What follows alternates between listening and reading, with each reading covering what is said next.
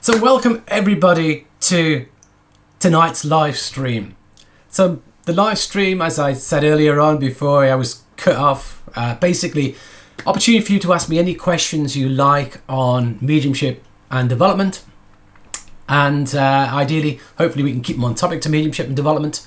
I'll do my best to answer them. I'm planning to run till 9 o'clock. And then hopefully that will be enough for you. So from now, probably just over an hour and 50. So ask me any questions you have in the chat box, and I will work through them one by one. I do have super chat enabled on the stream tonight. If you would like your question to have priority, you can always ask it through super chat. That means clicking on the little dollar box at the bottom next to the chat, and you can pop your question in there. And if you ask a question through super chat, I will make sure it's the next question that I answer. So the idea is you get to ask me questions and I get to answer them. I think it's very important that mediums, teachers make themselves accessible to people, because I know there's so much teaching that I come across that I disagree with so much and that doesn't resonate with me, that I think it's important to give people the chance to ask me any questions and so this enables me to share my knowledge with you in this format. So as always, if you're not subscribed to the channel, do subscribe to the channel. Do check out my other videos on YouTube as well. There's quite a lot building up now. Last one I just put out 2 days ago, which is quite interesting, which is the reasons why you should be sitting in the power. Do check that one out as well. Check out my courses, my study program products are all available from my store. I will put links to that in all my videos. All my videos should have a link in the description to that as well. So let's get started then. I can see we've got a few questions building up. So first question. I would like to know why, when two different spirits are speaking through two different trance mediums and they are describing a historical event, the information they give can be radically different. So with trance mediumship, what happens is the medium learns to relax and surrender, and spirit learn to blend with us. We take ourselves, if you like, into a holding state where spirit then blend with us, and they're doing the vast majority of the blending. Trance, as you can imagine, like any other form of mediumship, is variable. Some people are very good at trance and others pretend to be good. I shouldn't say that pretend word, but never mind, that slipped out. I see some trance that I look at that I do not believe is trance whatsoever. I see some mediums who I think are doing excellent trance. But with trance, it's all about minimizing the mind of the medium, and it takes a long time to do that. I've been sitting for trance now for well over 12 years, and still the sum of my mind can still sneak in if we're not careful. So one of the issues you've got is when you ask a question, are you truly getting an answer from spirit, or are you getting an element of the medium? And if the medium's not truly blended well with spirit, could it, what happens? And sometimes what spirit bring through may not necessarily match what we think it should do. But with a historical event, really the historical event, it should be factually accurate, really. But, if you were to ask why such and such a thing happened, you'll get different answers from different minds, just as you would here. If you ask me my view on something, you'll get my view. Ask another tutor their view, you'll get their view. If you ask a load of different mediums, the same question, you'll get a different answer. And remember that every spirit guide's at a different stage in their development. They're all learning, they're all developing, they're all growing, none have arrived, and they will all bring a different perspective. So that's important to recognize as well. So if you ask a question, you'll get different answers. If you ask what's life like in the spirit world, you'll get different answers, just as if I was to ask you, what is life like here in this world? You will all give me a different answer, because we all see it from our own experience, our own perspective. So yeah, that's one of the reasons why we see different answers given. Absolutely. Next question, Tony. I've been sitting in the power, but might have been doing it wrong. Instead of regular breathing, I've been doing empowered breathing. Does this make a difference in the context of sitting in the power? No, when we sit in the power, the breathing actually helps us get in the power. The breathing is an important part of it. If you're just doing regular breathing, then you're probably not doing it right. Because when we sit in the power, our breathing does deepen and our breathing does become empowered. And when we're doing mediumship, Our breathing becomes empowered as well. We help to create the power through our breathing. The breathing pattern for me is very important, a very important aspect of the connection to spirit. And it's an important aspect of the connection with sitting in the power as well. So I don't know why you thought that wasn't the right thing, but it is the right thing. So you're doing it right, so don't worry. But the key point of doing sitting in the power right is you should feel the presence of spirit when you're sat in it. That's the ideal. Hopefully, but that takes time to develop, remember, as well. When you first start, if you've got no psychic awareness, no mediumistic awareness, then it becomes harder to sense and feel. So with experience, you should definitely feel it. And the next question, funny enough, when you sit in the power, how does it feel to blend with spirit? Is it a physical sensation? What each person feels is unique to them. What each person experiences when they're sat in the power is unique to them. There is no right, no wrong answer. Some people, people give me a list of, this happens to me, I feel this, I see this happens, that happens, is it normal? The simple answer is there's a huge range of experiences that you get, and what you get is unique to you. How the energy and presence of spirit affects you is unique to you. So that's the key thing. So for me to tell you it's like this would be incorrect. What you tend to find is in the earlier stages you feel more or see more, get more, and when we sit for years upon years of time, if you like it, that just tails off. In the first year or so we get more than we do later on. Later on we just know we are. Is it a physical sensation? Not necessarily. I wouldn't say it's physical. It's what you're going to experience it through your awareness. So you're going to experience it through your clairsentience. You're going to experience it feeling the energy of it. Some people see lights and things and colours within their mind. Some people feel an energy around. I tend to feel like what I would call a static electricity. Imagine if you had a thunderstorm and your hair was going to stand on end. Not that I've got any hair to make stand on end. But if your hair was going to stand on end in a thunderstorm, then that's kind of how the energy affects me. Sometimes we can get a calling card or an energy signature when we're in the presence of spirit, and we feel it in a certain way. May feel it around the head, may feel it, it could be anything really. Any aspect of the body, it's like a feeling you get within the body. It's not physical in that it's not objective. It's what you're sensing through your psychic senses. That's the key to understand. So I hope that helps explain it to you. So how it feels, there's no hard and fast rules to tell you how it feels. Everybody will experience it differently. But generally when we're sat within our own power, sitting in the power is two parts. Sitting in the power of your own soul, sitting in the power of spirit. Most people feel a bit less in the power of their own soul and a lot more in the power of spirit. And because of that, a lot of people want to rush to sit in the power of spirit when actually they should be first of all learning to sit in their own soul more. But people rush there because they feel a bit more from it and they feel at least I can feel I'm doing that bit right. When I'm at power of my own soul, it's not as strong. That's normal. So there is a difference between the two. Okay. Next question, Alessandra. Can a spirit that was nasty on this side be evil on that side? I've heard some spirits can be bad and manipulative. I believe there's an unwritten rule that nobody can come back to this side to interfere with this world unless they're of pure intent.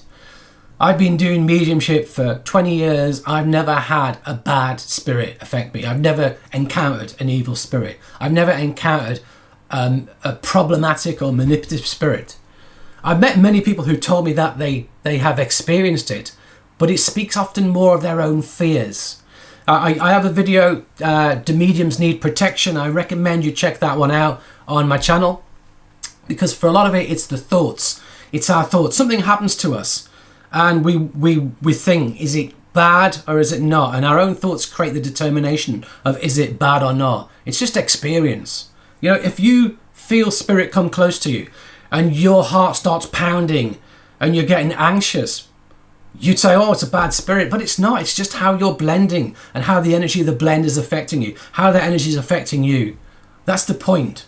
So for me, the guides have told me, my own guides have told me, my own experience has told me, me watching other mediums and talking to other teachers and mediums for 20 years has taught me that basically if we do it from the right intent, then what we get is spirits coming to us with the right intent.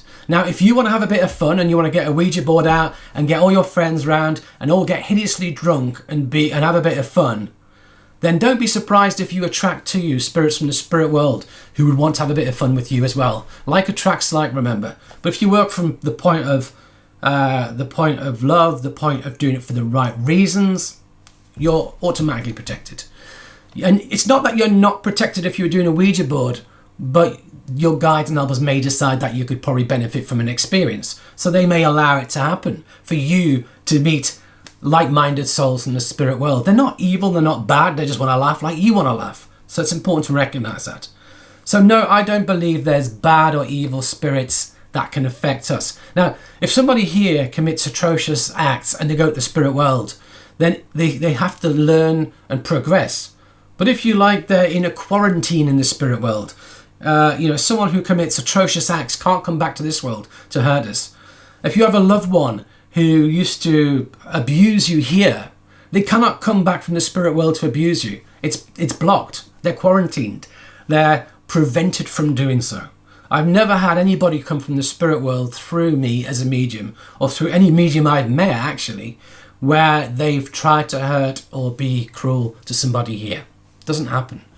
Because for me, there's that unwritten law that mediumship is for healing purposes. So it doesn't happen that way. Question, John, what is smoky energy that build up when set in the power but no other awareness apart from visual? I don't really know what you mean by smoky energy, John, because it's not a term I'm familiar with. I don't know what smoky energy is. So if you can help define that for me, that would be beneficial. But basically, think about it. Your eyes are going to be shut. You're not going to be seeing anything in the room. So your eyes are shut. Could you experience smoke within your mind? You probably could through your eyesight, but through your clairvoyance. But it's not smoke really. I'm not really sure. But remember what I said earlier on. Every single person is unique. Every single person experiences something different. There is no right. There is no wrong. Have I heard of smoky energy before? No, I haven't. But it doesn't necessarily mean it's anything bad. Dave, when I'm calm and I have a stress-less day, I can connect very easily with accuracy. But when I work my stressful day job, it's hard to connect. What do you suggest on how I manage my energy? Stress does affect the link, absolutely. If you are extremely stressed, it will affect your mediumship. So if you're going to link on a day you're stressed, you need to do some practice to help let go of the stress.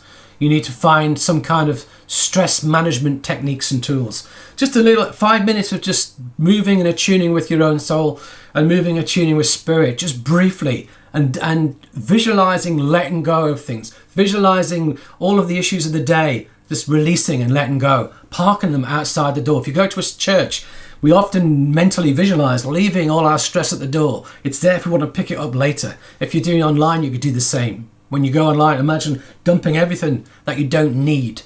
So you've got to find the right tool that works for you, though. There are no simple tools that meet everyone's needs. We each have to find the right tool for them.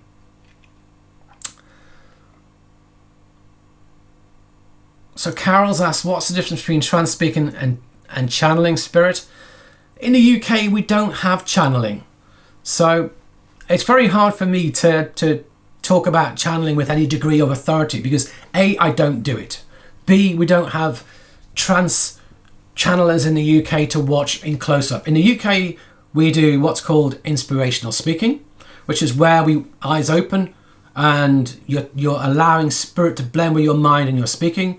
Then we have the next level, which is what I call an overshadowing, where that can be with the eyes open or the eyes shut, where basically spirit is almost speaking through you, but it's not really trance. It's a very light state, especially with the eyes open. And then the next level down is what I call a light trance, then a medium trance and a deeper trance. And most trance speaking takes place in the light to medium states.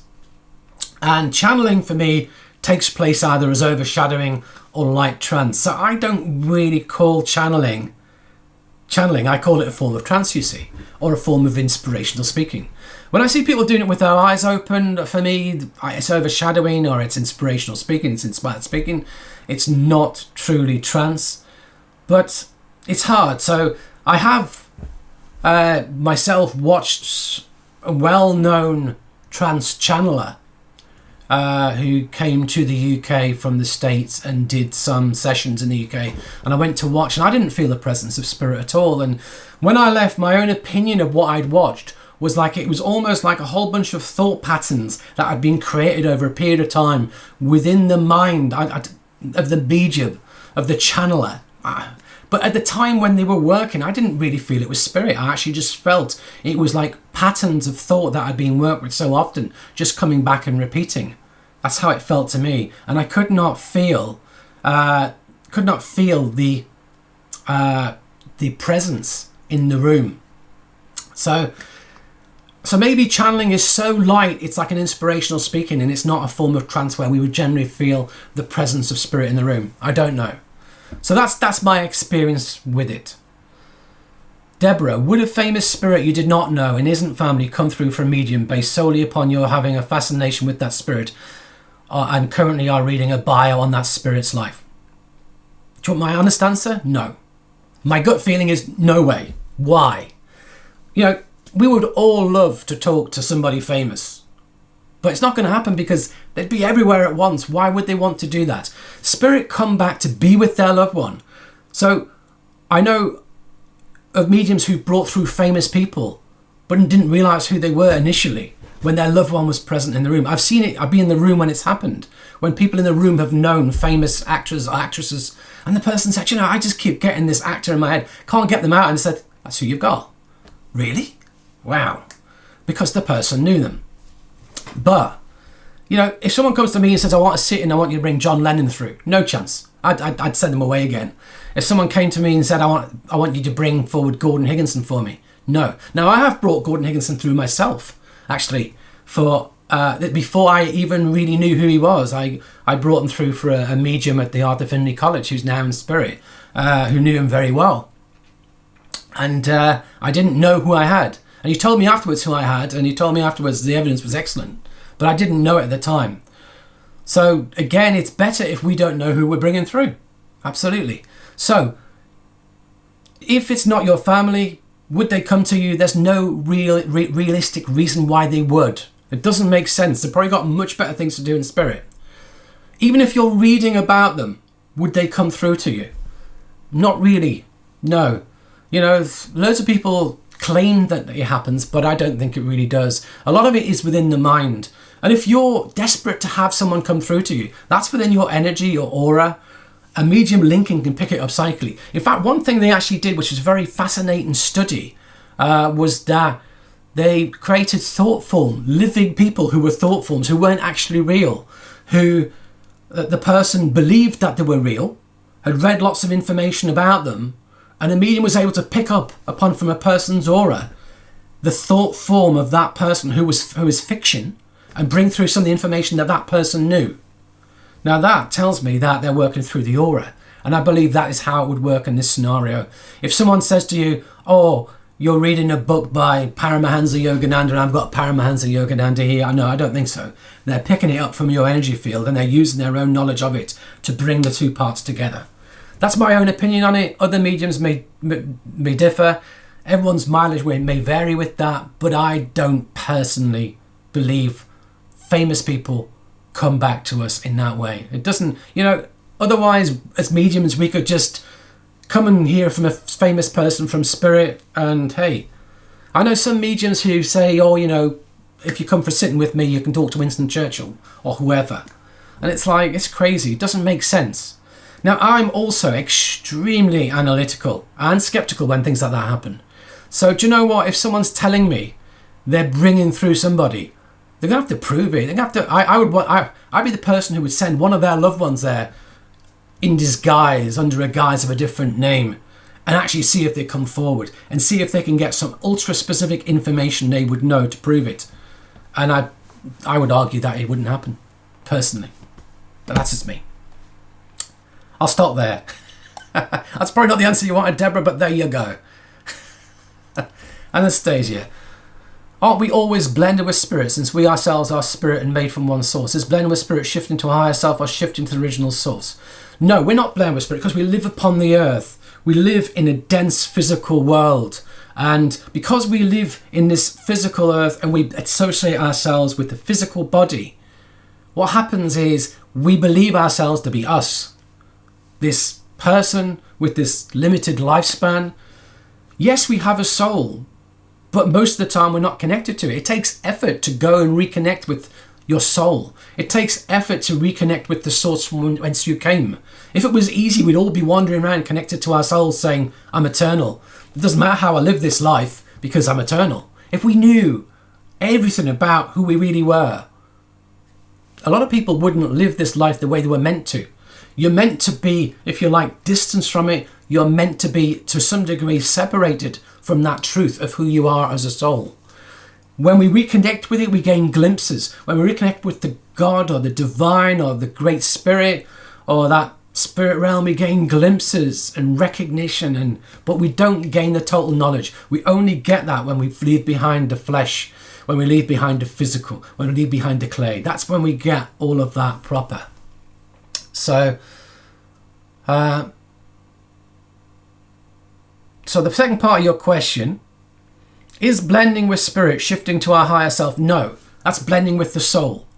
The spirit world is separate from you are a soul.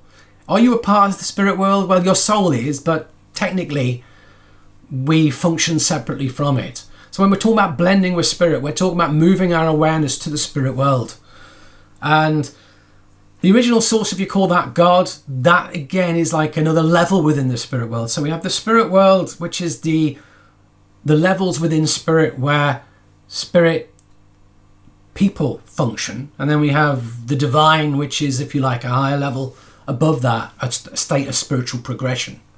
So when we blend with our own spirit, our own soul, that is when we sit in the power of our own soul. That's when we blend with our higher self. It's not the same as blending with spirit. So no, I don't subscribe to this idea that we're always blended with spirit, because if we were, we could do mediumship all the time and it wouldn't be as hard as it is, where it actually takes power to make that connection, hold that connection to spirit.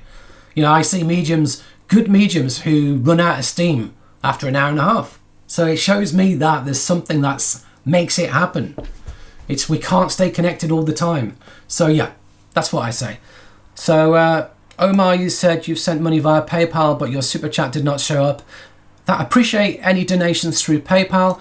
PayPal is something totally separate. Super chat is the dollar button on the bottom of the screen, and when you click on that, you can make a donation through that, and you can enter a question, and the question appears highlighted on the screen for me to work with. So you'll have to ask your question separately, I'm afraid, and just type it in the box like everybody else, and I will do my best to come onto it. But if you would like to support the live stream, then you can make a donation through Super Chat. If you would like to prioritize your question, you can do that by using Super Chat. And if you would just like to make a donation, you can do that through PayPal. All donations are much appreciated. I do this for free, but if you'd like to donate to support the channel, it is always greatly appreciated. Carol, can a medium get so accustomed to blend with spirit that the medium no longer feels the physical sensations of blending, i.e. the tingling or static feelings? Absolutely. It becomes second nature. When I'm working with spirit, when I'm blending with the spirit world, I don't feel what I feel when I'm sitting in the power. It feels different. What you feel is the energy of the spirit communicator. That's what you're feeling. But also when I sit in the power now, the feelings I get are much diminished compared to how they used to be a long time ago. They were much more intense. When we first start doing it and it's something new, it can be intense to us. But when we do it repeatedly, if you like, it's like anything else in life. When you do it regularly, it becomes normal. It becomes a normal for us, and we don't necessarily focus on it or look for things as much. So the feelings become less intense. But when we work as a medium and we blend with spirit and we link to the spirit communicators, what we feel then is the energy of each spirit communicator as part of the evidence. That's what tends to happen. So Lee, when you talk to your loved one in your mind, can they hear you? And if you ask them for help, are they able to help, or can they only observe your life situation? So you can send thoughts to your loved ones in the spirit world. Can they hear you? I don't want to say yes, because I cannot prove they can. But we know that people come through and the message they bring is, you were talking about me yesterday, or you're thinking about me yesterday, or sending thoughts to me yesterday, and they make it clear through the messages that they heard. So yes, they can hear us in some circumstances. But again, if you're able to move your mind to blend more with spirit and send the thoughts, it's likely they're going to be able to receive it even more than if you're just doing your normal thing and doing your normal thing. It may be harder for them to receive the thoughts. I don't really know, because I'm not in spirit yet and I've no desire to go to spirit to check it out. So I don't know is the answer. That they get some of them, but I can't for sure say they hear all of them. If we ask spirit to help us, will they try and help us? Yes, but only in accordance with natural law. They cannot run our lives for us. They cannot interfere too much. We have our own lessons to learn. We have our own experiences to get. And you know, we are the master of our own ship. We have to navigate the seas of life.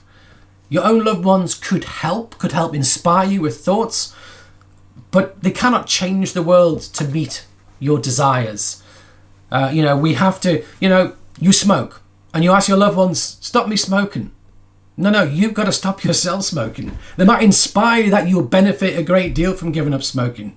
But you've got to do it yourself. You've got to decide not to have a cigarette, or cut down, or step away, or try a spray, or try a patch, or do something, go on a program to give it up. So, but they will do what they can to help us, absolutely. And they're generally aware of when we're going through difficulties, and they will do what they can, absolutely. But there are limits on what they can do. The guides often say, you've got to ask us for help before we will help you.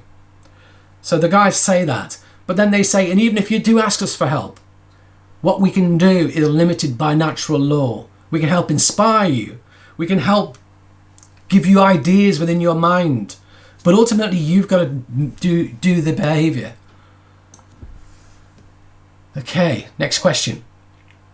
Deborah. In relation to calling cards, I think one of my guides caused me a lot of facial tics when they're near, and even when I think of them. Is that a calling card? Is that my energy being adjusted by spirit? Generally, if we get something like that, it's when we're feeling them come close to us. Now, spirit generally doesn't just come close to us for the fun of it. Usually they come when they're invited. My guide would not try and blend with me now because I'm doing this class. Unless I was asking for inspiration from spirit for them to work through me, they wouldn't do it. They would respect my energy, what's happening now. I'm working from my conscious mind. I'm working from my analytical mind to answer these questions. I'm not connected to spirit, nor should I be. So they're not working with me. So it doesn't make sense that spirit would just come and do that to us unless we have a subconscious desire for it to happen. We always be looking for it. Oh, I like that. Can it happen now? Oh, lovely. It's happening. Great. So be careful what you think of and what you seek with your mind, because that can create it.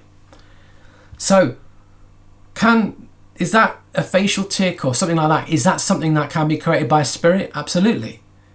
Is it a calling card? Yes. Are they adjusting your energy? No. It's just how you respond to the energy of them. Spirit do not deliberately try and move something about you. They do not deliberately try and make something happen. It's just how you experience their energy. That's the key. But I've seen trance mediums who shake or have strange tics and things, and it doesn't look good. And what happens is, once they first blend with that guide or that spirit energy, that happens. And they seek to recreate it to make them feel like they're connected to spirit. If it's not there, I'm not connected. I need it. Oh, there it is. Right. That means I'm connected. And if you like, it's their own subconscious mind seeking to recreate it as part of the connection to make it happen. And the guards are like, no, we don't need that anymore. That just happened when you were moving through that phase of the energy. You don't need it anymore. But you're trying to move yourself back. In fact, all you do is hold yourself back because you want to be at that point in your development where they want you over there. And you're just saying, no, I want to be there where that thing happened to me, where that physical thing happened to me. That's where I need to be, because that's the only time I believed I was connected with spirit. And okay, it will happen, but it's not helping you, to be truthful. Okay, Lisa. I'm new to your teachings. Well, that's good. We all start somewhere. What do you mean by sitting in the power? check out my latest video that I posted on the channel, Sitting in the Power, why to do it, 7 reasons why. And I explain what sitting in the power is. Sitting in the power is an attunement meditation. Sitting in the power is a meditation where 2 steps, we blend with our power of our own soul, the power, the presence, the energy, the radiance of our own soul, and then we move when we're in a blended state to blend with the power, the presence, and the energy of the spirit world. And we just spend time sitting in the presence of our own energy, our own soul, and then we spend time sitting in the power, the presence of spirit. In a nutshell, that is this version of sitting in the power that I teach. It is available from my store. If you go to my martintwycrossproducts.co.uk, it is available as an audio meditation, as a CD and an MP3. You can get it there. I don't think I have the... No, I don't. I do have a whole bunch of things that I can show you that I sell, but I don't have Sit in the Power listed as one of them at the moment on here, so I can't show it to you on screen as we speak. But if you're interested in it, check out that video. That video has links to purchase it as well. Pan, I've been talking mediumship stroke taking mediumship trans channeling classes for the past 14 weeks, but I haven't been able to connect to my spirit guide. Well, it takes time. If you've only been going for 14 weeks, that's 3 months. I wouldn't expect it necessarily to happen within 3 months. Now, the problem is most people think I should be able to connect to my spirit guide. It doesn't work that way, to be honest. And I will do a course all about connecting to spirit guides at some stage in the future. And for me, a lot of the stuff you hear on various places that people teach about guides, for want of a better terminology, is BS. You know, I'll take you on a meditation where we'll go and sit on a bench and your guide will come and join you and you'll have a conversation with your guide. Crap. It doesn't work like that. I've been sitting doing trance mediumship now for 12 years. I don't know who all my guides are. I know I've got several, but I don't know masses about, I don't know their names. I know their energies sometimes, and they talk through me and I like their teachings. That's what I love the most, is their energy and their teaching. Do I know a name? Do I know a history? No. Do I need to? No. Do I need to connect with them in that way? No. Do you need to connect to your guides and have your guides run your life? No. Acknowledge you have a guide. Oh, it takes time for it to unfold. Years for it to unfold. You know, my experience with my guides unfolded over many years. In 13 weeks, it's really quick. And the problem is, the thing is, unless you've developed yourself psychically and mediumistically, well, you will not experience your guides anyway. How can you? Because we're talking about learning to do mediumship, which takes time. Mediumship there's no easy fix, no instant ad hot water to create mediumship. It's not going to happen. Mediumship takes years to develop. You've got to be in it for the long haul. And again, would you be able to have a great conversation with spirit after 3 months? No. For most people, they're not going to get that far in 3 months. So I think, for me, what I would say is give it time, long haul, don't be in a rush. It will happen naturally when it happens, and enjoy the journey. Absolutely. Good. Next one. How can I connect to my higher self with ease? Same again. You know, sitting in the power, learn to connect with your soul. But when we connect to our soul, it's like, it's not, oh, wow, Martin's soul is amazing. No, you get glimpses, you get nuances, you get feelings, you get inspiration. When we connect with our soul, it's the same with mediumship.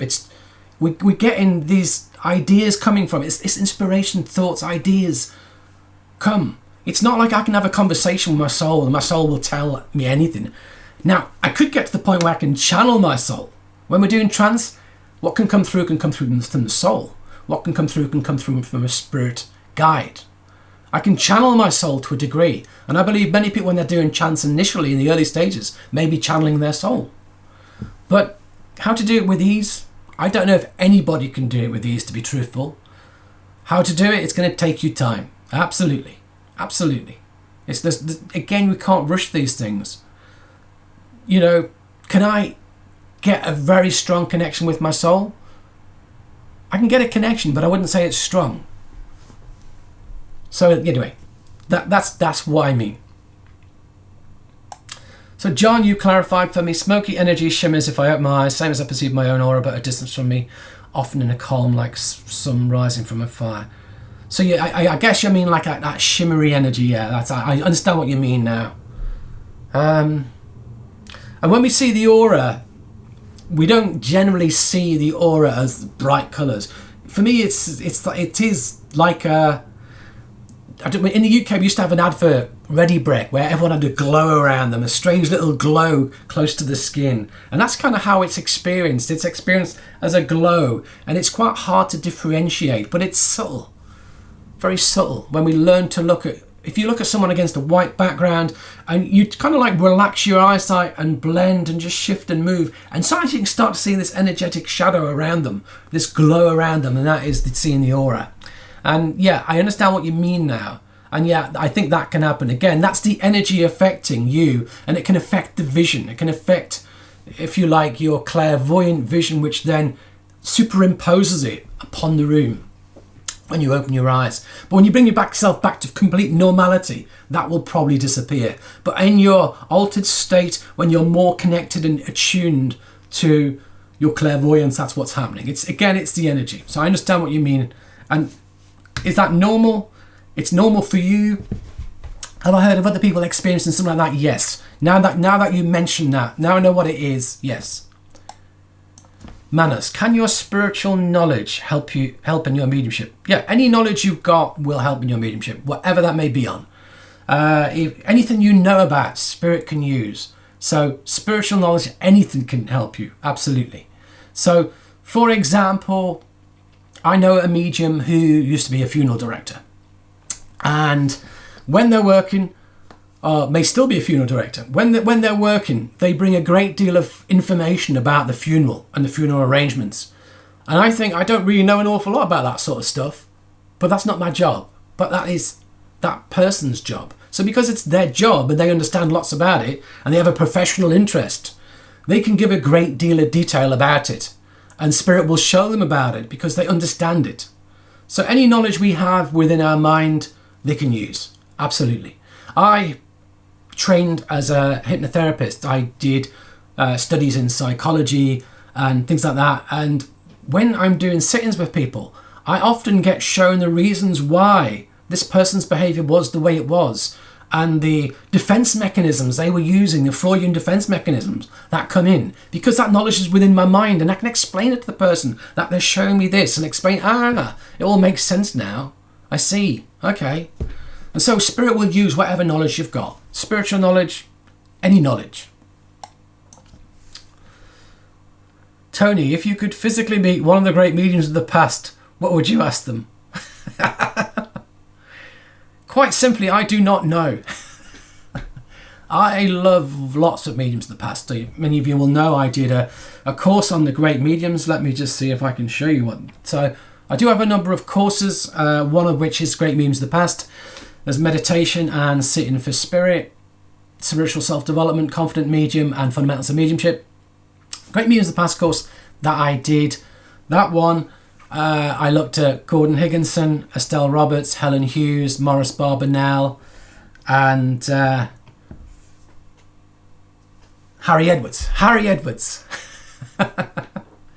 They're the 5 mediums who most inspire me. I had to think about the last one there. So they're the 5 mediums who most inspire me. I highly recommend that course if you're interested in great mediums. And so if I had to choose one of them, I would most love to meet Gordon Higginson, mainly because I know a lot about Gordon. And for those who don't know, I built the Gordon Higginson tribute website, and I hunt down articles and recordings and videos of Gordon and put them on there. So because of that, I have quite a lot of knowledge about Gordon. And I guess my question to him would be, what would he say is the one thing that we could all do to best develop ourselves and to develop our mediumship? You know, if he could condense all of his experience down to just one piece of guidance, what would it be? That's what I would ask them. So I bet someone's going to ask me to condense all my knowledge down to one piece of information in a minute. Just you watch.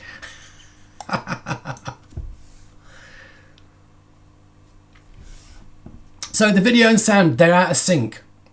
Now that doesn't surprise me because I had to move to a different scenario where sadly I didn't have time to fine tune there's a lag. We have a lag between the sound and the video in OBS, and what we have to do is put in a delay. Now the delay was sorted out for the other microphone that I was using, so this one was probably going to have half a second or more delay on it, so my apologies for that. But given that for some reason the previous mic was not playing, that's what's going to happen. Sadly I can't adjust it on the fly. I don't know how to do that without fine-tuning it all beforehand, I'm afraid. One day I will. I'll learn more. We're always forever learning. Tara, hi. Sometimes I get random loved ones who are old mates who have passed. The spirit just pop into my mind. Is that spirit? We cannot prove that. I don't want to say to you, no, it's not. It could be, but we cannot prove it. And I'll tell you why. If a medium brings somebody to me and they know nothing about them, they can bring all sorts of information that demonstrates that they have who they say they have. If I feel my own loved one drawing close, or a friend of mine from way back when, I know a couple of people I know from way back, school days, university, are in spirit now. Yeah, I could imagine them in my mind, but am I really connecting with them? I can't prove it. I don't know is the simple answer. It could be, it may not be. So with ourselves, we cannot prove it.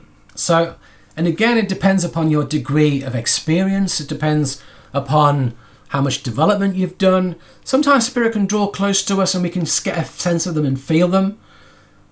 But it's harder. And I did do a video, why your loved ones in spirit are harder to connect to than other people's loved ones. I highly recommend you check that out, because that will go into it over 10 minutes and give you a lot more detail than what I've just said now.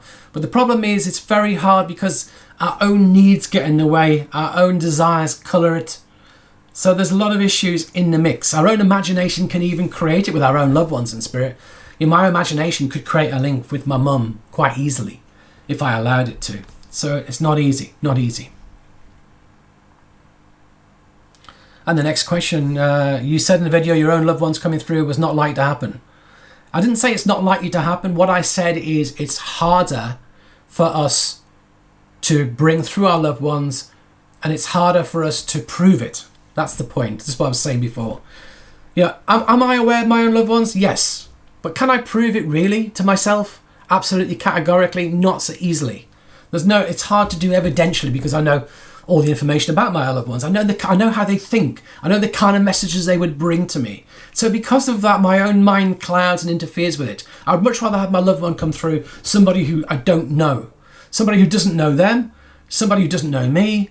And if a medium brings them through, then that's brilliant, because there's absolutely no issues there whatsoever. It's much cleaner.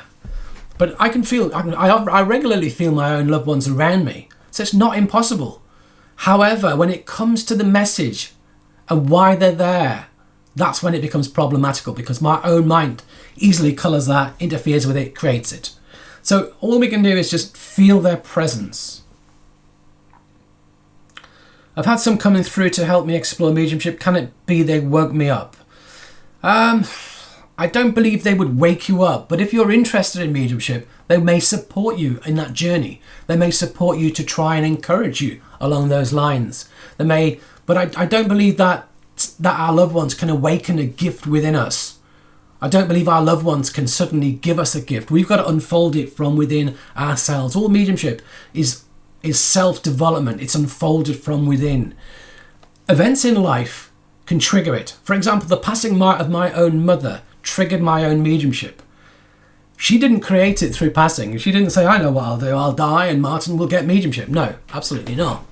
But when we go through challenges in life, when we go through the dark night of the soul, that is when we get closer to our own spirit, and that is when we open to the bigger questions of life. So in her passing, it gave me an incentive to go check it out, because I was heavily invested in understanding, is it possible our loved ones survive? But she didn't create it within me, but you could argue her passing did. She wouldn't have.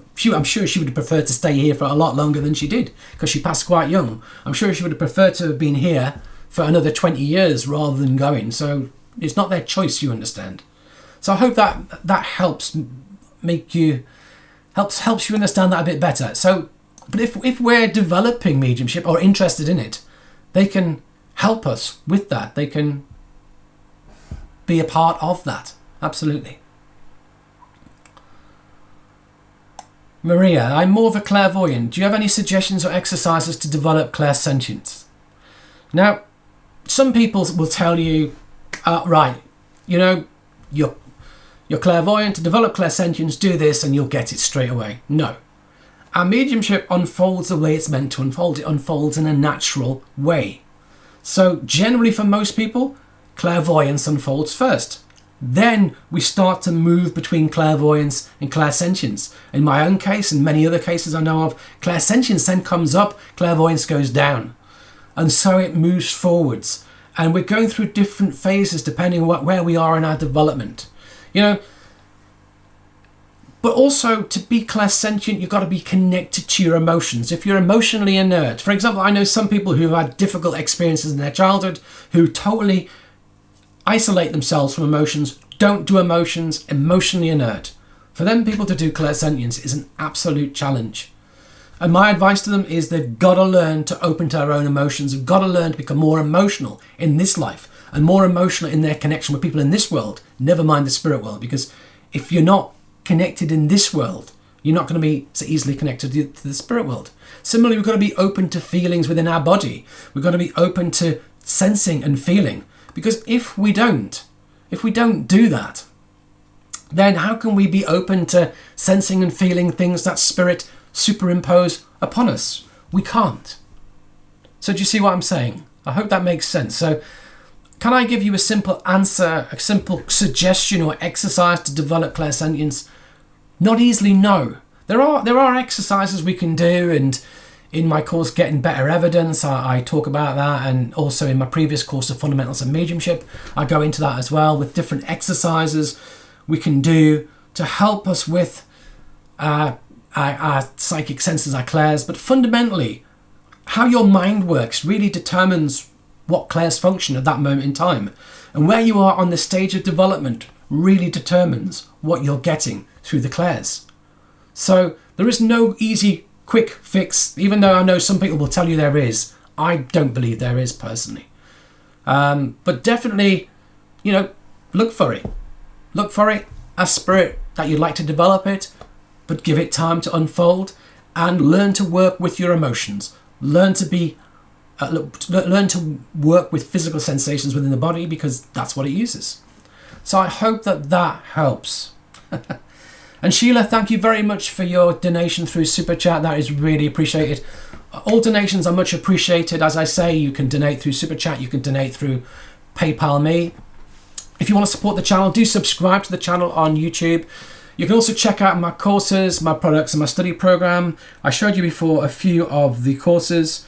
I do have a study program which has 4 modules, and each of the modules is 10 videos. There's 5 core videos and 5 tutorials, and that is my flagship program. I go through my teachings in mediumship in more detail in that program than anything else. So that's the flagship program that I highly recommend if you're interested in doing my teachings and getting the most from them. I also have as well 24 videos which the study program is based upon. They cover a wide range of topics. You'll see them there on the screen.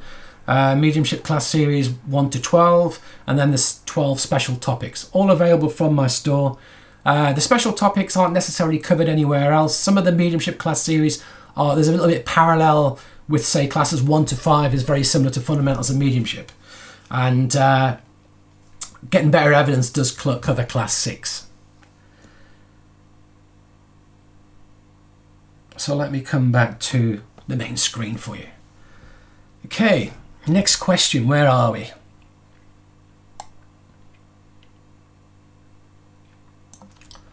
Anastasia. Why don't the dead people say anything about what they are doing over there? Are they not allowed? Well, the problem we have is, would we understand it? Because we're not there, we're here. We're here People say to me, oh, what's my loved one doing in the spirit world? Now, are they a postman? No. Why would there be a postman? How could there be a postman? There isn't physical addresses with physical letters. It's a world of mind. Now, so the problem is a lot of things don't easily translate. So there's a whole bunch of things that it's hard for us to understand. First of all, can they get it across to us? Can our own minds understand it? Because we're not in the spirit world, there's an issue there already. Secondly, does it help us to know what they're doing? Not necessarily. So are they allowed? I suppose they're allowed to give us a glimpse of what they're doing. But when people say to me, what's my loved one doing in the spirit world? I would say, what would you do here if you didn't have to do a day job to earn money to pay for your food, clothing, housing, family, bills, school, what have you? If you didn't have to work to pay for any of that, because the spirit world is not a material world, and you didn't have to have a day job, what would you do with your time? You'd probably explore a lot of different things. You'd probably take an interest in a lot of different things. You'd probably do things to help people. You'd be doing things to grow and learn and expand your knowledge, etc., etc. You'd be sharing time with family and friends. All of that, that's what they're doing in the spirit world, I believe.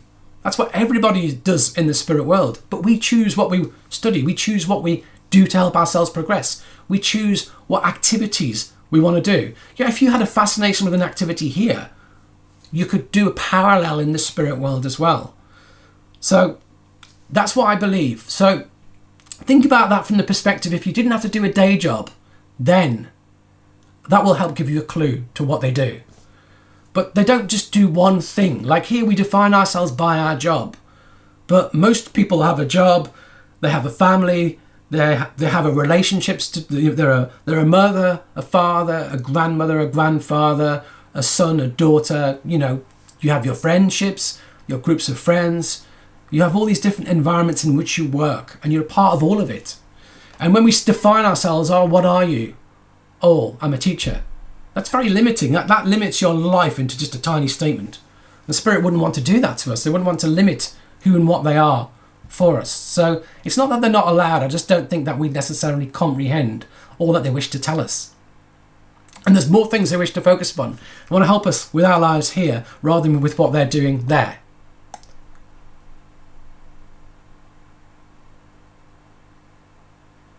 Can you please recommend any books or exercises to develop mediumship skills?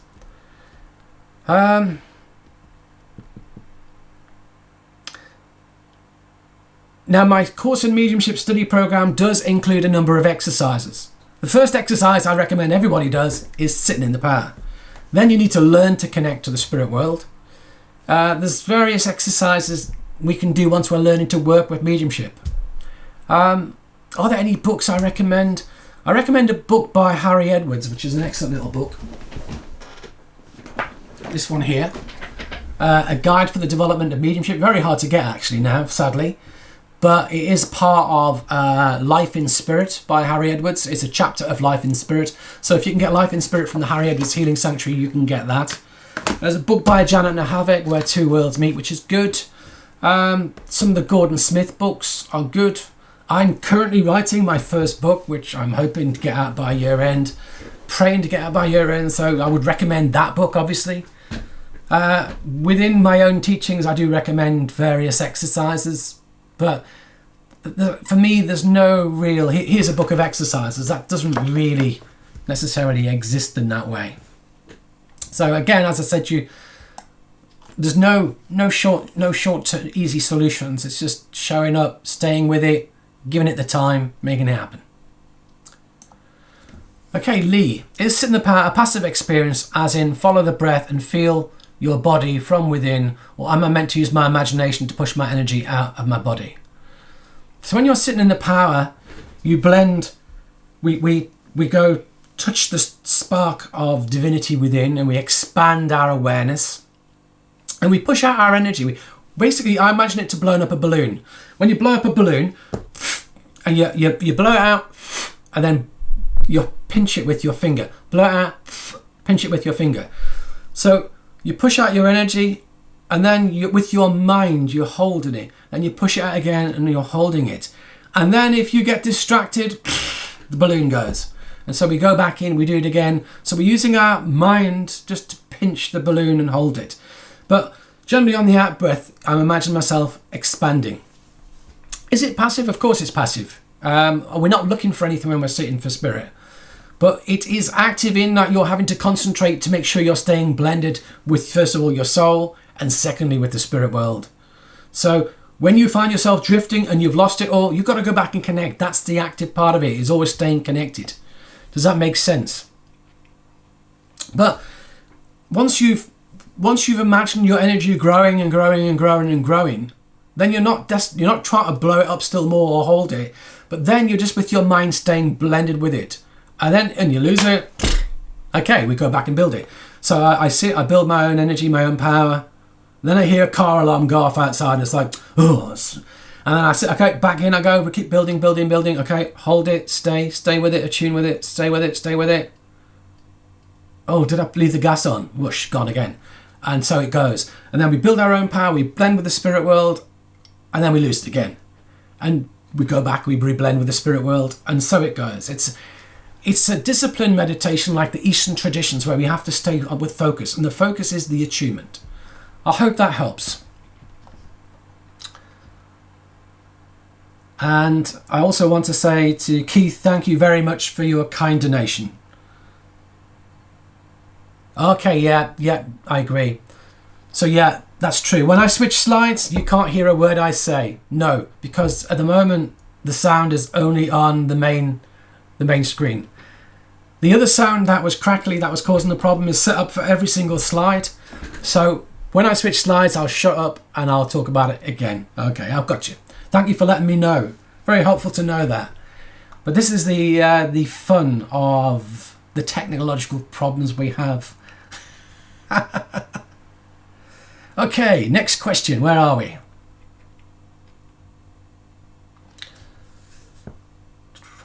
Lee, have you ever seen spirit in a room, or is it always in the mind's eye? Now, there's degrees here. It's degrees. So, if I was to see spirit like any other person in the room, I wouldn't know their spirit. I'd start talking to them like you and me, and when they disappear, I'd be like, whoa, that's spirit. Crikey. Now that is very, very rare. Very rare indeed. Can I project with my mind when I've got a spirit link, spirit into the room? To a degree, yes. Am I really seeing spirit in the room? No. It's a projection of my mind into the room. And that's what I'm saying, there's various degrees. I know people who can project spirit into the room and see them, but it's from their mind. And they're not really there at all. And it's just like it's a hallucination projected outwards. But they know they've created it and they've projected it. But if you were to see spirit walk in and you didn't know it was spirit, you'd presume it was anybody normal. And it said that that objective seeing of spirit like that, where we don't realise it's not spirit, is very rare. And for the average medium, happens only once or twice in their lifetime. I've never had it happen to me. I know a few people who've had it happen to them, but I know of nobody where it's routine for them. You know, we read books where people talk about, oh, spirit was stood in the room, and it's like, it's not like that. Again, I think when it comes to writing books, there seems to be a theme that people like to say, oh, I've seen spirit as a child. Oh, when I was a child, I played with spirit. And yes, children do see spirits more, I get that. But if you ask me, did you see spirit as a child? No. Was I mediumistic as a child? No. When did I find out I was mediumistic? Not until I was in my 30s. So, yeah, there you go. If I was writing a book, I'd be honest. But I know some people who don't experience these things, but it's, if you like, it's fashionable to say you did. So we go back and we recreate our history and put it in. Well, do you know, I probably did see spirit as a child, so let's just write that. Yeah, it doesn't make sense to me. But anyway, I'll get off my high horse now and keep going. Where do you think spirit reside? The spirit world is a world of mind. It isn't a physical place. It's everywhere and nowhere. It's, you know, where does God reside? There's no place for it. It's the mind, the world of mind is the place. We live in a world that is interpenetrated with the spirit world. We're just not aware of it because we haven't moved our mind to become aware of it. So this world is a part of the spirit world, but it's a dense, heavier energy, a lower vibration. The spirit world's a faster energy, faster vibration. And when we shift our awareness, we become aware of spirit. They don't have to come from anywhere else to join us. They're there. We're just becoming aware of them. So I don't think spirit reside in any place. The spirit world is not somewhere separate. It's not on the planet Zog. It's not in a galaxy far, far away. It's a world of mind. It's a world of consciousness. And that's how we access it, through our mind, through shift of awareness.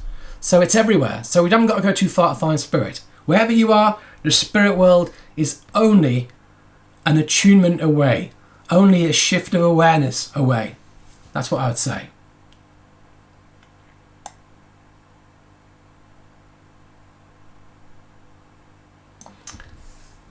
So Sheila, sitting in the powers, Mike, you're talking about the question to the greats. Okay, yeah. So I don't know what they would say. I don't know what they would say. But who knows? Who knows, eh? I went to an evening of mediumship. Freddie Mercury came through in trance. Did not believe it. I'm aware of many supposedly famous people coming through in trance. And I've heard recordings of supposedly famous people coming through. And to be honest, the vast majority I don't believe. We need proof for mediumship. Yeah, the medium is definitely under pressure. And the thing is, think about it. Why would Freddie Mercury advertise the fact it's him? Doesn't make sense to me. Now, I know any number of mediums who claim to be in contact with Princess Diana or to have brought her through. And if she comes through all these mediums who claim it, she would have been pretty busy all the time. There's not enough people who know her to do that. So, I don't know. It just doesn't make sense to me. And if you're telling me, you know, it's famous musicians who've forgotten how to play the instrument they were famous for or can't play it in trance, they play a different type of instrument badly. If you're going to bring somebody back who was a stellar musician, then any music they create should be good as what they created when they were here. Otherwise, why bother? Why bother? It doesn't make sense. So for me, I'm a huge fan of it has to be real. Keep it real. So, yeah, no, I'm not a big fan of that. I've supposedly been sat in the presence of famous people, and I just think a lot of it was acting, people concerned. I'm not saying all of it is. So what happens is the medium can create it with their own mind. The mind is a very powerful tool. We have to remember that. Should they be allowed to practice? Well, you know, who's stopping them from practicing? Question people ask the spirit world is, why do you allow people to do mediumship badly? Why do you allow people to practice mediumship badly? And the simple answer is, because it's an experience they need to get to learn. The simple answer is, because they have to learn from the experience to learn what good mediumship is. They're on their own journey. And who are we to block anyone from gaining any experience? All experience in the world carries value. Who are we to block anybody from doing something?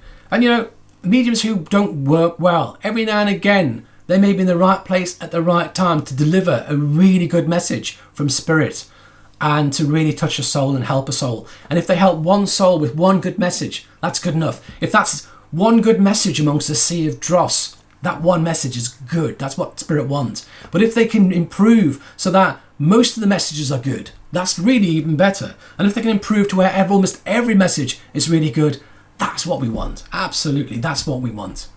But, you know, it's down to the individual to improve themselves. It's down to the individual on their journey to recognise what works well, what doesn't. That's important to recognise as well. You know, for many of us, we will, in our own journey of development, the ego will get in the way. It's very hard to keep the ego out. You need to have some degree of ego to even to stand on a platform, but we have to keep the ego in check. All of us, myself included, we have to diminish the ego and its role in our work. And, you know, it's hard. None of it is hard. Carol, thank you very kindly for your super chat donation. That is really appreciated. All donations greatly appreciated. Thank you for that. And what if they're deliberately fraudulent and just want money? How would you stop them? You can't, because just not go to see them, not turn up, not give them time of day. You know, if a medium's not working with the spirit world can't pull away. If a medium's claiming to be working with Freddie Mercury, and Freddie Mercury's not working with them, and there's nobody there, and it's all their own mind, it's all their own imagination, how can you stop it? Simple answer, you can't. The simple answer is you couldn't. How could you? You can't. So there's no, and I know some churches, centres who don't book good quality mediums. They book people who make the audience laugh. They get people along who put bums on seats, and that is not necessarily always what churches need. The job of mediumship is to demonstrate survival, but we don't always get that.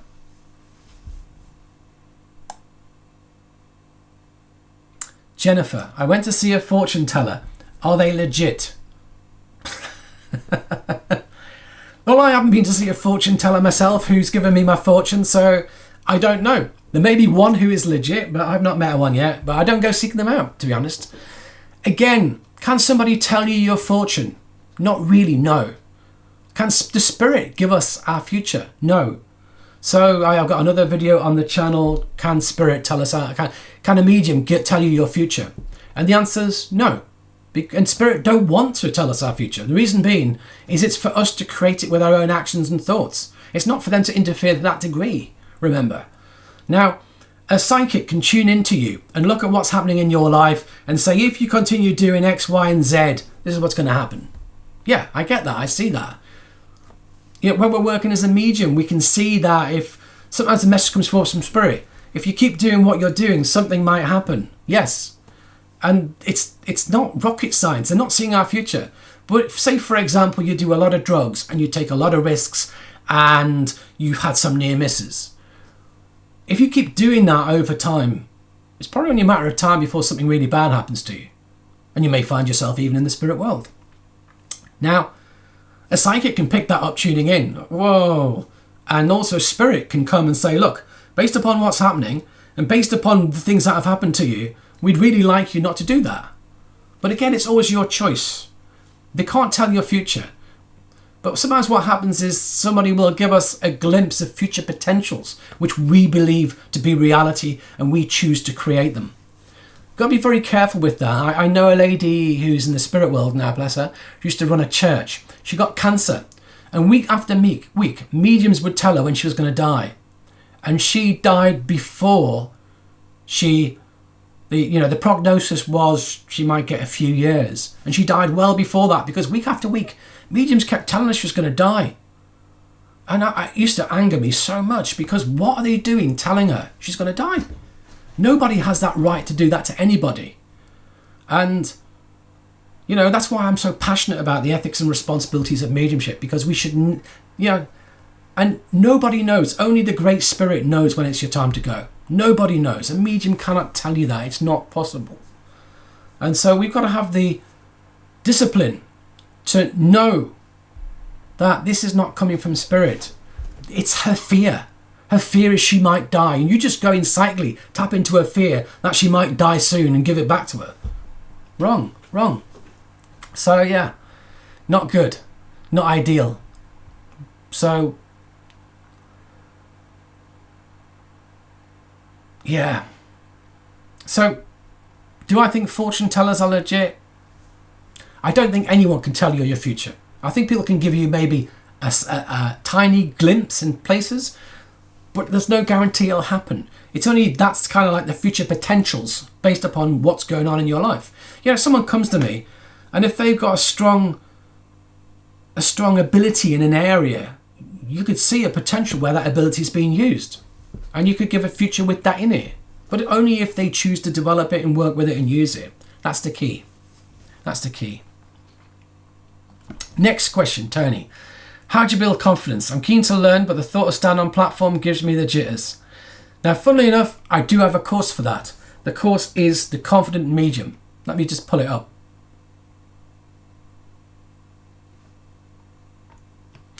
So one of my pre-recorded courses, The Confident Medium, 4 classes that go into it in a great deal of detail.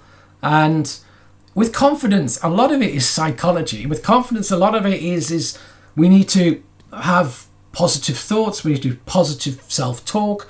We need to, there's all sorts of psychological things within the mind that I talk about and go through a great deal of detail. For me, most people who are lacking in confidence, it's not a mediumistic thing. It's either, some people, it's an area in their lives. Some people, every part of their life, they lack confidence. Some people, it's specific types of areas, and some people, it's a specific act or specific thing. So depending upon whether it's all part one, depends upon the solution. And I kind of drill into it in a lot of detail in that video. It's hard for me now to tell you how to be confident. You know, there's no simple, easy answer. As I say, as a therapist with psychology training, I go into quite a lot of stuff in that course. And can I summarize any of it into just a quick sentence or two? Not easily, no. But what we have to do is we have to stand in our power. What we have to do is we have to recognize that the work itself is so much greater than any little fears or concerns or anxiety that little old me may have. I used to be, I was the child at school who was very shy. I was the child at school that refused to do any school plays. I went through the whole of my school never ever standing on a stage because to stand in front of an audience terrified me. And now I work as a medium routinely on platforms, stages, in front of people, talking to people, and I love it. What's changed? What's changed is that I do it because I know the power of the work, the power of that service, the power of the healing to help people. All of that is much greater than any little fears or anxiety that I may have about the work. So we have to get in our power. That may help you. That may help you. Lee, do you think mediumship is growing more or fading away nowadays? Depends where in the world you are. And I did a talk, which again is on my YouTube channel, Mediumship, Past, Present and Future. And I talk about where it may go in the future. I believe there's more interest now in mediumship than ever before. But I also feel we're at a turning point. It can go one of two ways. Now, there's so much information in the world about mediumship. Huge amounts available. You know, YouTube has expanded massively with information about mediumship. And there's a lot of dross. There's a lot of stuff that is not really from people who understand it. Now, for somebody who knows nothing about mediumship, to go into Google, to go on YouTube, to go looking for information about mediumship, you could get distracted and find a whole bunch of stuff that isn't good. That's not going to help you. That's not going to really work well. Or worse still, there's a lot of stuff that is really poor and really would hold you back. And for me, I think we're at a point whereby we could have a dumbing down of mediumship. The quality of mediumship worldwide could diminish. Alternatively, people may follow good quality teachings, seek out good quality teachings and practice really well, and the quality could increase. Or it could be somewhere between the two. We're at this pathway of great mediumship, lousy mediumship, and the truth is it's somewhere in between. Now how that all pans out, I don't know. You know, how things have changed in the last year with coronavirus is amazing, because practically all teachers have moved into the online space. YouTube has really taken off. Interest in many parts of the world is growing strongly. People struggle to find good quality teachings. But that said, I am hearing of more and more examples of poor quality mediumship where lots of people believe themselves to be mediums when they're not really doing it properly. So it's challenging. So only people's behavior over the next 5, 10, 20, 30, 50 years will determine where it goes. Jennifer, do you recommend any book resources for psychometry? It is not mainstream as much as mediumship in public information. No, there's not a great deal of resources on psychometry, to be brutally honest. I do have a video on psychometry, which I will just pull up on screen.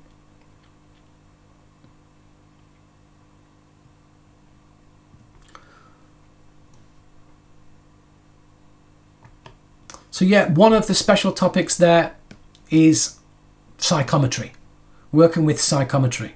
And that, I condensed everything I knew and found from various places. The only book I'm really aware of on psychometry is the one written by the guy who effectively developed psychometry, Joseph Buchanan, way back in the 1800s, 1850, 60, thereabouts.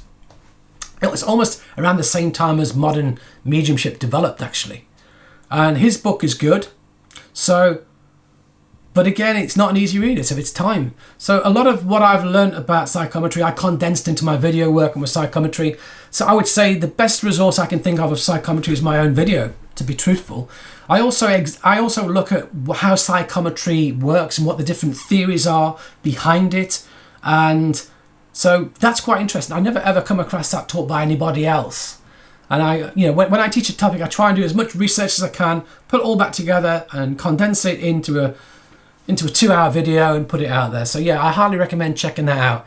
Can I think of any books other than the book by Joseph Buchanan? No, sorry. Lynette, do you practice past life regression? It sounds fascinating. Sadly, I do not. I'm not a big fan of past life regression. I'm not sure I even believe in past life regression. Now, how does that strike you, eh? And in module 1 of my course in mediumship study program, I do a little presentation in the spiritual development tutorial, whereby I go through for about 20 minutes all the different theories behind past life regression and explain why I don't believe it. In a nutshell, there are so many different factors that influence past lives that I don't necessarily believe they're our lives. And the other thing is, I'll give you an example that I find fascinating. A psychology experiment whereby it was told to a whole bunch of people that they would have had a past life as an animal. They were then taken into past life regression, asked what animal you were, and they all became that animal or said they were this animal and regressed to become that animal. Whereas they took a whole bunch of people and didn't give them the suggestion about a past life animal, and they took them into past life regression and said, what animal are you? And none of them were an animal at all, which shows the power of suggestion. And I know the power of suggestion as a hypnotherapist. So when someone tells you you've had past lives, if you believe that, your own mind will create it. I've done past life regression myself, and what I've discovered was, in the number of times I did it, a great deal of what came through is historically inaccurate. Couldn't have possibly happened at that time. People talking about there being electric street lighting when there wasn't. People talking about there being cars at a time that didn't exist in any great quantity, in that you wouldn't see them up and down streets. It never happened like that. So what you find is that past lives have a huge coloration of the imagination. So again, there's a lot of issues there. So I'm not really a big fan of past lives. And I think it's distracting, because if I'm a medium and I can link to somebody in the spirit world and get all of their experiences, with past life regression, maybe I could just be linked into somebody else and pulling their experiences forwards. Who says they're mine? Then we have the concept of soul groups. Somebody else from my soul group who I've got a strong, powerful connection to them. If you like, we're sharing experiences to help the whole group grow. I can be picking up their experiences and giving their experiences as if it was my life when it's not. And the spirit world, when we ask the question, reincarnation, the cycle of reincarnation, they say it's not like that. There are lives that take place, but each life is like a facet of a diamond. Each life is unique and individual. Your loved one continues on in the spirit world as you knew them. They don't suddenly become somebody else, born again into this life, with a totally different name, totally different outlook, and they can't come back to you from spirit anymore. No, your loved ones come through. So I'm not really a big fan of past life regression in the way it is taught or in the way it is done, even though I'm a hypnotherapist, because I know that the mind can create it so easily.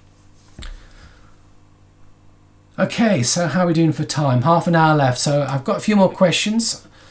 So yeah, if you're enjoying it so far, remember to subscribe to the channel. Remember to check out my courses, products, study program if you like my teaching. Check out the other videos on the channel as well. If you would like to support the channel as well, you can make a donation through Super Chat, or you can use my PayPal me link. This PayPal me link is actually pinned at the top of this chat. I will also have it in the description and also in the comments once this video is ended if you're watching the replay. I'll put that in for you as well. Next question. What suggests... Oh no, move one too far. Can mediums tap into a living person, and how about the ethics around this? Now, if you're tapping into somebody living, it's not mediumship. Mediumship is linking with the discarnate, not the incarnate. If we're linking with the incarnate, that's psychic work. Can I, as a medium, tap into somebody else still living? Not easily, no. Very occasionally we do link with the living, and I have a video on that. Can a medium link with the living? So do check that out on my channel. There's a number of occasions you can. When they're in a coma, when they're, for want of a better terminology, close to passing at death's door, if they've got severe mental impairments that they struggle to function in this world, they can have a foot in both worlds. And occasionally we get information about people that we need to reconnect with, but we're not getting that ourselves because we're linking with them. That's coming from the spirit world to get us to link with them. So occasionally spirit will often give me information about the living to help me find the right person in an audience. That happens regularly as well. If the person spirit was bringing through,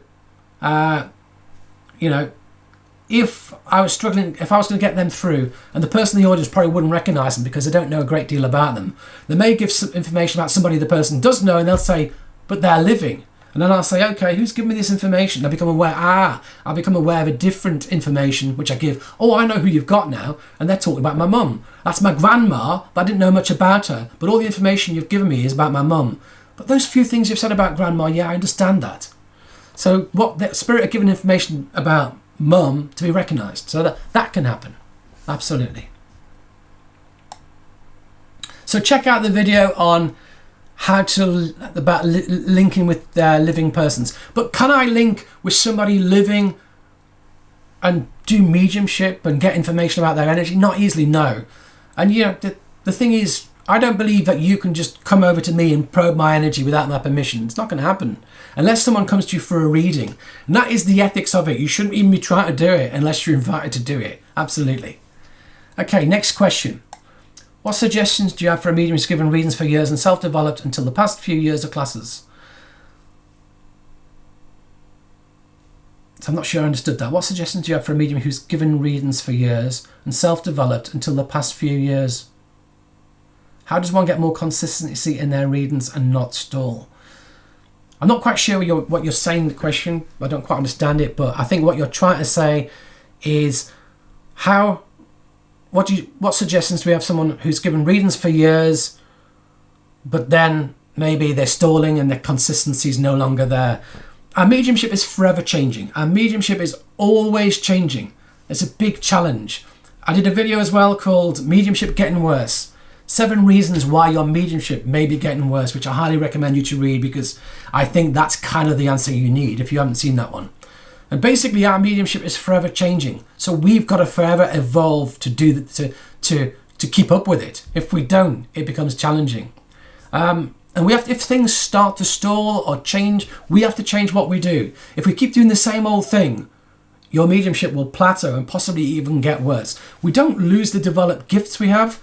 It's just that we're maybe supposed to be working with them in a different way. Try different things. Experiment. Be brave. Keep moving with it. That's what we need to do. If we keep doing the same thing, as our mediumship changes and develops, we'll struggle. That's for sure. So definitely check out that video. Again, with all these videos I talk about, what I will do is when this video ends and once I've edited it and sorted it out, I will also put in the description and in the comments a list of all the videos I've referenced. I will go down a list and do my best to recall all the ones I've talked about and pull them forward for you so you can see them as well. Anastasia, do you find Zoom mediumship is the same as in person? Is there a special energy with being in the same room as the sitter? What I find is if it's a sitting in Zoom, there's no real practical difference because I'm not working with the energy of the sitter, I'm working with the spirit world. And the spirit world isn't in any specific place, as I spoke about earlier on. I just move my awareness and become aware of spirit. So in terms of doing mediumship, there's no difference in the sitting, whether I'm doing it by telephone, Zoom, Facebook, Skype, or in person.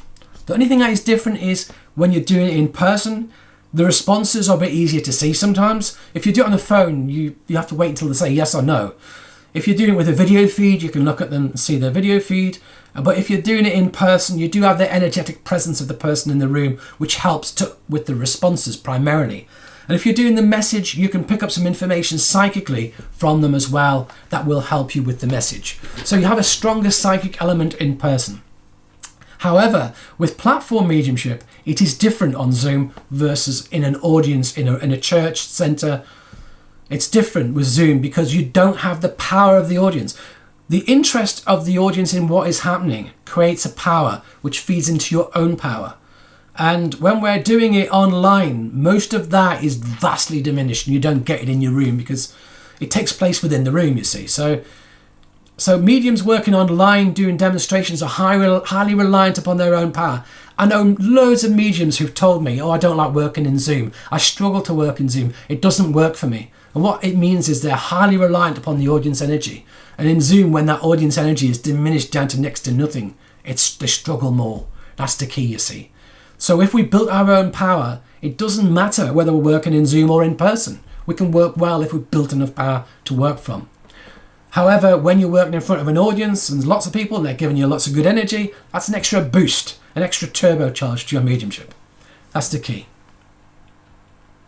So Lee, when I sat in class years ago, I used to give readings but always felt it was story memory in my head that wasn't mine. Is that mediumship or me making it up? Now that's how mediumship comes across. When I'm doing mediumship, I'm unfolding a story, bringing forward memories, bringing forward information, and it feels like at times it feels like it's your imagination. But because we've learned to sit in the power and we've learned to quell our mind and we learn to keep our mind out of it, it's so much easier to do mediumship because when anything appears in our mind, we know it's being projected in there from the spirit world. But mediumship often feels a lot like we're just going through memories. It feels a lot like we're unfolding a story. And it feels at times like we're making it up. Yeah, sometimes I get it, I think, I can't possibly give that. That's ridiculous. If I give that won't be right. But you give it and they say yes and you go, God, blimey.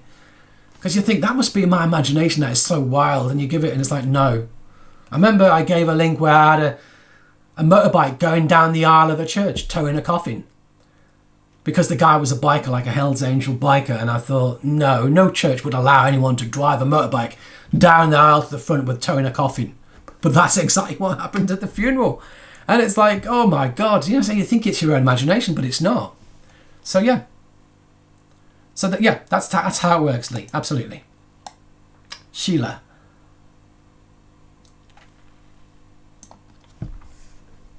Past life, I need all the focus and grace I can muster for this life. Absolutely. In my opinion, it does not pique my interest at all. To each his own. Exactly. If past life is your bag, great, go with it. It just isn't my bag. It just doesn't resonate with me. And what the guides have told me and what, the great guys like Silver Birch have spoke about is that reincarnation upon this earth is very rare. There's not actually that much need to reincarnate. In exceptional circumstances, it is possible. But for most people, when you think about a multitude of worlds, when you think about a multitude of ways in which we can gain experience, when you look at the size of the universe with that many billion stars and planets, and we think the only place we can keep going to get some experience is here, who are we kidding?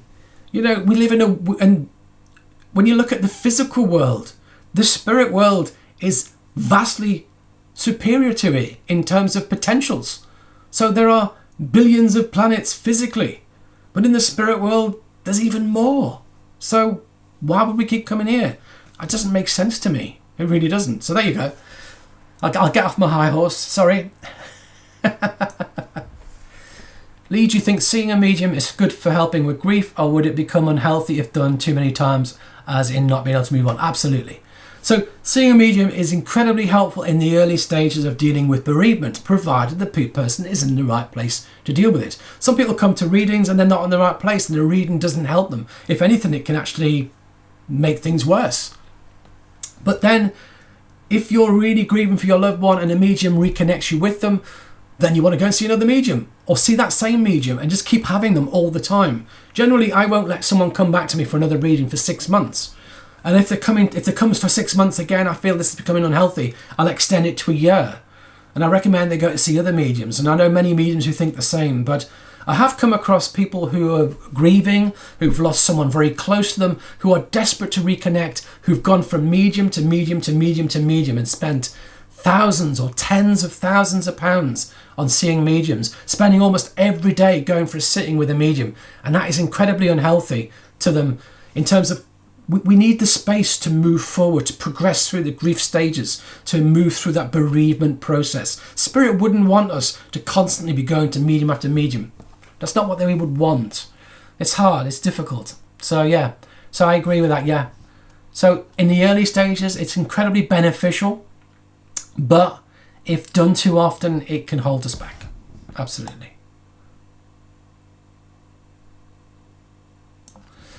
Anastasia, do you think eventually there will be a soul phone where we can phone up deceased loved ones? This is supposed to be what they're supposed to be one in development now. Personally, as a scientist, no. I can't understand how it could happen. No. You know, the spirit world is a different kind of world. You know, and the thing is, I don't think even spirit would want that. Because if you could phone spirit all the time, you'd be trying to phone them all the time.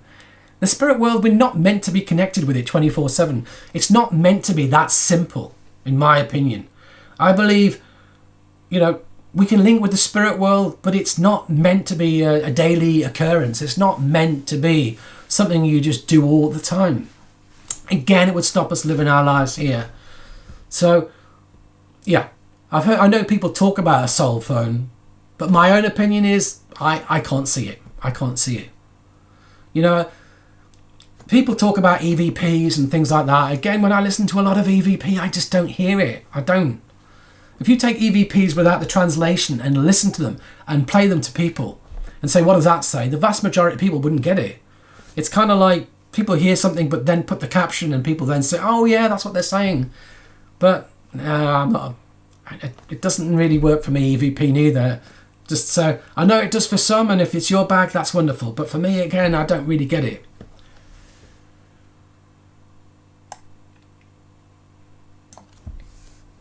Dominique, if we long for people in spirit to come through, can they feel pressured to do so in any way? No.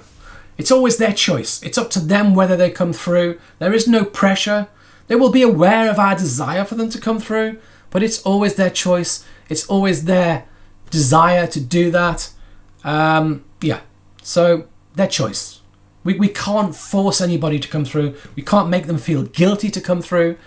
They have free will. They have choice. It's always their choice. Tony, your teaching is wonderful. Thank you. What other courses are you planning? The next course I'm doing will be another 4-session course all about private sittings, where I will be drilling deep into private sittings, all aspects of private sittings. Any questions you can possibly think of on private sittings we can cover.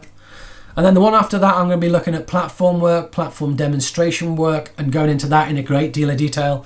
The one after that will be guides and helpers. So that's probably the next year taken care of. Liz, sent you a donation through PayPal. You should get notified. Thanks for all you do. Thank you very much, Liz. Really appreciate it. If anyone has sent a donation through PayPal, I do really appreciate it. You can do so. There is a PayPal link pinned at the top of the live chat, which takes you to my PayPal me page. And also there will be a link in the description below when the video is ended. All donations are greatly appreciated and help to support the channel.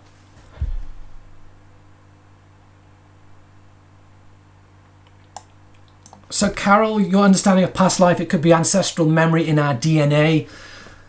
And what's interesting with that is that when we're born, should that memory then stop? You know, so that is again when in the module 1 when I give the presentation, that's another theory I go through.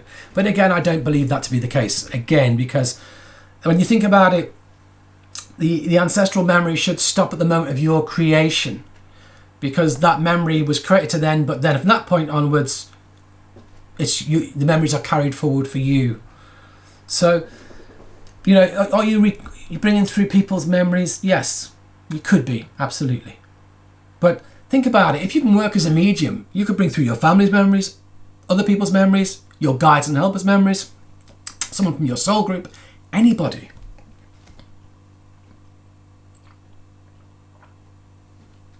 Good. So, no more questions. We got to the point where you haven't got any more questions. Hopefully you have, and they'll appear in the chat box in just a moment. For those who don't know, if you are interested in my products, I do have 24 teaching videos. I have a whole bunch of pre-recorded courses that I've done as well, and I have my study program. So I'll pull up the videos. There are 24 of them. You can have a look at them there.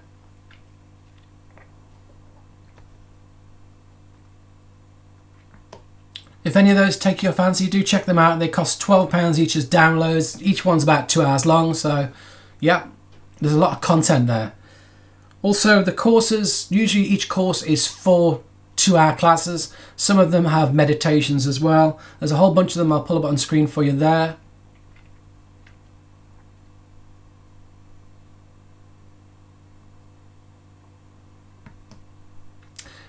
And the latest course I'm currently running, which we're already done 3 classes of, is Getting Better Evidence.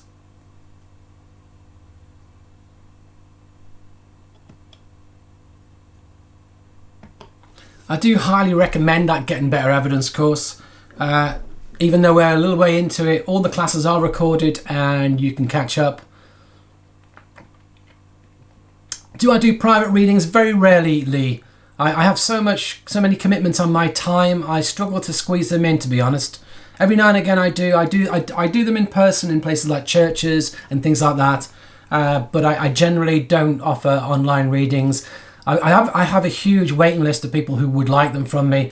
I think I got so many on the list now that I just closed the list, to be honest, because there's so many. So sorry about that. I do have, if you want a reading with a good medium, you can ping me an email, and I can recommend people who've trained with me, people who are excellent mediums as well. Do I teach live classes via Zoom? Again, I don't, I'm afraid. The thing is, with a live class, you're limited to numbers, maybe 12, 15, 20 top. 20 is a lot in a Zoom class, to be honest. And generally in Zoom, you either make people work sequentially, and it takes a long time, or you get people paired off into rooms, and it's very hard for me as a tutor to watch people working in Zoom in that environment. So I don't generally teach a great number of classes in Zoom. I try to put my efforts into creating products that can help as many people as possible. So I focus on my YouTube channel. I focus upon doing these kind of classes. I focus upon the courses, which are always available to buy. So you can, and ideally I would love my products to reach as many people as possible. If I'm teaching 12 people in a class, only those 12 people gain the benefit of my experience. So I'd rather take it to a wider audience, the same with the books that I'm working on as well, to try and take the teachings to a wider audience. So sorry I don't do live classes via Zoom. Not yet anyway. Who knows? Never say never. That's what I say. So do we have any more questions, or have we come to the end? Unless any more questions appear in the chat box, I shall wind it up shortly. But there've been some really good questions tonight. I've thoroughly enjoyed working with them. Have a think about questions and bring them along to the classes. I think it's important that people have an opportunity, especially those who are doing my study program, my courses. Whilst I do answer questions related to the content of the courses, within the course itself, if people have questions that are off topic, then I recommend they bring them along to this environment. So that's why I like to do these classes for those who do my courses, my study program. It's an opportunity that you can come along to as well and ask any questions you have. Liz, I've seen where mediums schedule half-hour readings one after the other and maybe 12 in a day. Doesn't that seem to be an excessive amount to do on any given day? Absolutely. For me, again, I'll go into this in a great deal of details in the private sittings course. When we work doing mediumship, it's not the same as normal work. An hour of mediumship is more than an hour of normal work. So I don't know of any medium who can work 7.5 hour day or 8 hour day, 5 days a week, because it affects you a lot. So generally, most people I know have their reading days. If they do readings, they would have a certain days of the week they would do readings, maybe 2 or 3 days a week max, or they would do readings, say, in the afternoons, and they would do it on several afternoons in a week.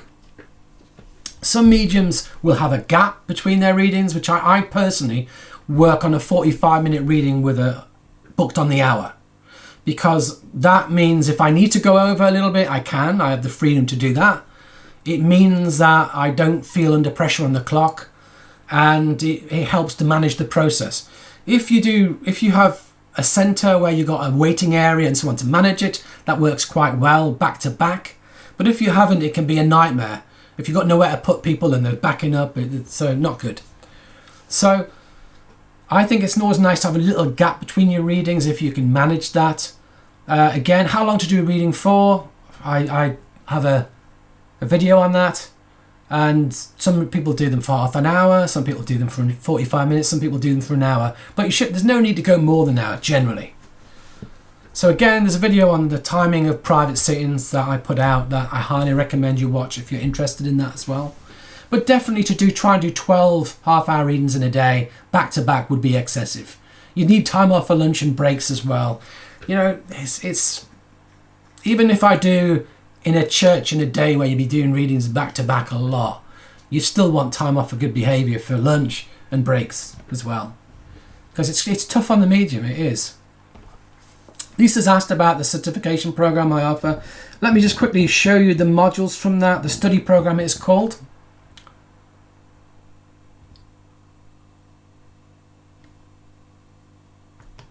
So there are 4 modules in the study program. To get certification, you need to do modules 1, 2 and 3. By modules 1, 2 and 3, what you then need to do is submit class notes to show you've watched the 15 core videos and the 15 support and tutorials. So it's class notes effectively on 30 classes, and at the end of it all you get a certificate of completion. Now, what does that certificate entail you to do? Not a great deal, other than it tells people that you've studied a formal course of study covering X amount of hours, which will be detailed on your certificate, how many hours of teaching there's involved. If you do all of it, you know, think if each class is at least 2 hours, and we're talking 15 core videos, 15 tutorials, we're talking a minimum of 60 hours. It's probably near 70 or 80, to be honest. So there's a lot of study goes into it. And I think it's highly valuable, because in the future I believe that all mediums will be required at some stage in the future to demonstrate competence in some way. Whether that is through having your mediumship assessed to a standard, whether that's through showing you followed a course of study to learn the basics, the foundations, the ethics. And that's what I seek to bring forward with the study program. It's like a theoretical foundation course for mediumship, where we go through the ethics, we go through all the foundations of the theory of it and give you guidance how to practice it. So that hopefully by the end of it, if you're working as a medium, you should be a better medium. That's what I would hope. Keith, you're working through it and it's excellent. Thank you for saying it. All the questions you've had about power links and mechanics are answered brilliantly in class 2 and 3. Yet generally, each tutorial comprises questions that people ask about the core video. So core video on sitting in the power and building power, sitting for spirit. The associated tutorial will probably be about 30 questions about it that people have asked, the most common questions, and plus any further insights and guidance I can give you for doing it. Some of them I give you specific exercises you can go away and do to help you with that aspect. So the core video gives you the core teaching. The tutorial then brings a whole bunch of questions and answers and extra detail on top to take it to the next level. So I highly recommend it if you're interested in it. As I say, it is my flagship teaching program. I probably teach into more depth in there than anywhere else. If you were to buy all my videos, you'd probably get 60-70% of the material. If you buy the study program, you get an extra 30-40% maybe on top. With the courses, different courses I have go into more detail on certain areas. For example, I have one video and one tutorial on spiritual development. I've got a course of 4 classes plus extra information with exercises and a meditation there where we go into even more detail. Similarly, I don't teach anywhere on the confident medium, but we go into that in even more detail as well. And similarly, with Getting Better Evidence, I've got one teaching class and one tutorial on evidence, but in the Get a Better Evidence course, we drill into it in a lot more detail and to look at a lot more different approaches. So I'd say the only area where there's any overlap is Fundamentals of Mediumship course is effectively classes 1 to 5 of the teaching videos. They're almost overlapped in terms of, but if you bought any other course, you'd be getting a lot more over on top. So Liz, you're loving all the courses you're taking with me. Thank you very much. Tony, I've only had one sitting. I was most disappointed. It started good, but the longer it went on, the less authentic it felt. I'm wondering if the medium had dropped out of the power. Possibly. And the thing is with readings, not all readings work brilliantly. Depends on your medium. Same as platform.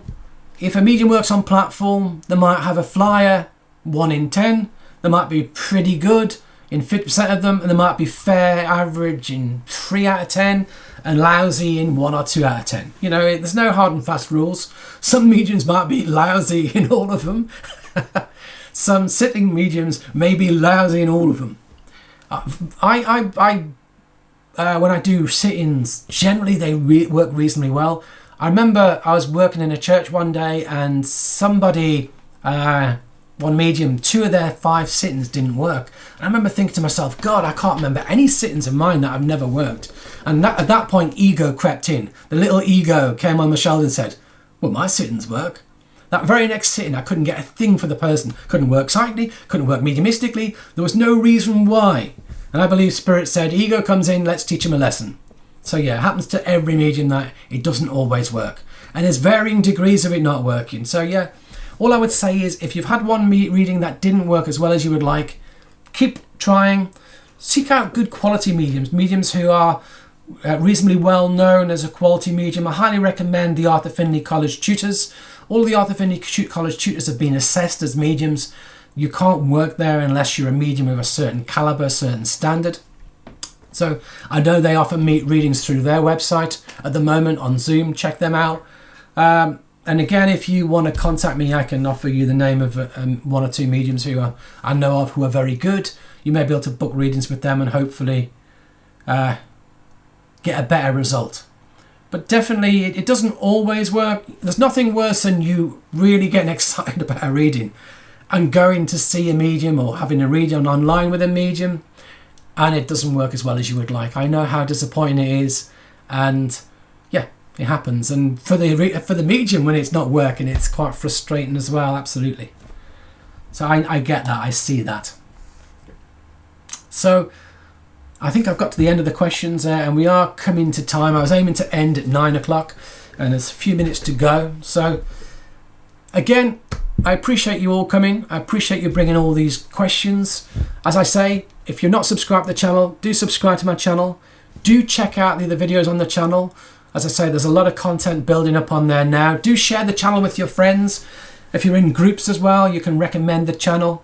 Recommend my teachings as well. If you've enjoyed the courses, classes, study program, then do recommend it to other people as well. You know, my desire is that people can access teachings, good quality teachings, at a very reasonable price, with very few barriers of entry. And with all the stuff I try to create, that is my aim, is to offer good quality teaching with as few barriers to entry as possible. So no matter where in the world you are, you can access my courses. No matter where in the world you are, you can come to a class like this, unless you're in Australia, where it could be very early in the morning. I apologise to the Australians listening. And, you know, I try and keep everything reasonably priced. So for me, it's a joy that it gets shared with people. So I appreciate you all coming. As I say, if you do want to contribute, you can make a donation through PayPal. That's always much appreciated. But do subscribe to the channel. Do share it with your friends. So I'm going to say thank you all for coming, and I'm going to bring this stream to an end. So it's been a pleasure working with you tonight. Thank you very much. Take care. See you all again soon.